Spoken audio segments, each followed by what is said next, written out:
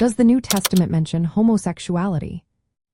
Have you ever wondered what the New Testament says about homosexuality? This topic is often discussed in Christian ethics and morality, and it can be quite complex. Let's take a closer look at the references found in the New Testament. The New Testament does address homosexuality, but not as frequently or explicitly as some might think. The most direct mention comes from the letter of Paul to the Romans. In Romans chapter 1, verses 26 to 27, Paul talks about people who exchanged natural relations for unnatural ones. He describes men and women who abandoned natural relations and committed what he calls shameful acts. This passage suggests a moral judgment against same-sex sexual behavior, indicating it goes against the natural order established by God. In addition to Romans, there are other passages that touch on this topic. 1 Corinthians chapter 6, verses 9 to 10, and 1 Timothy chapter 1, verses 9 to 10, mention behaviors that some translations interpret as including same-sex sexual activity. The Greek terms used here have been debated, but many traditional interpretations see these acts as incompatible with Christian living. These lists of behaviors are often cited by some Christian traditions as reasons why they view homosexuality as morally wrong.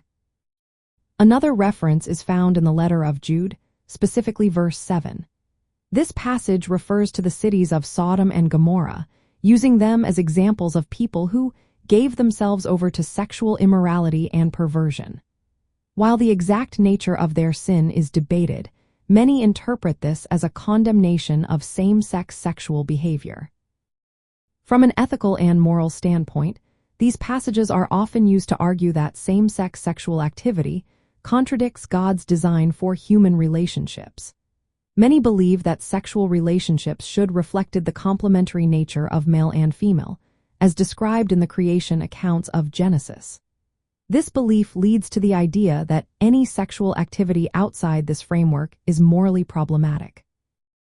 However, it is essential to note that the New Testament does not address homosexuality in the context of loving, committed same-sex relationships as we understand them today. The references generally focus on specific sexual acts or behaviors rather than sexual orientation or identity. In Christian communities, these passages have led to a variety of ethical stances. Some churches maintain a traditional view, teaching that all same-sex sexual activity is morally wrong. Others interpret these passages differently, arguing that the cultural and historical context of the New Testament should be considered. They believe that the core Christian message of love and inclusion should guide ethical decisions. Scholars and theologians continue to debate the meaning and application of these passages. Some argue that the New Testament's references to homosexuality are limited and should not be the only basis for modern moral teachings. Others maintain that the passages are clear and should inform Christian ethics regarding sexual behavior. In summary, the New Testament does mention homosexuality, primarily in passages that describe same-sex sexual activity as contrary to God's design. These references have shaped Christian ethical teachings on the subject, though interpretations and applications vary widely among different Christian traditions. Understanding these passages requires careful attention to their historical context and the broader ethical principles of Christian faith.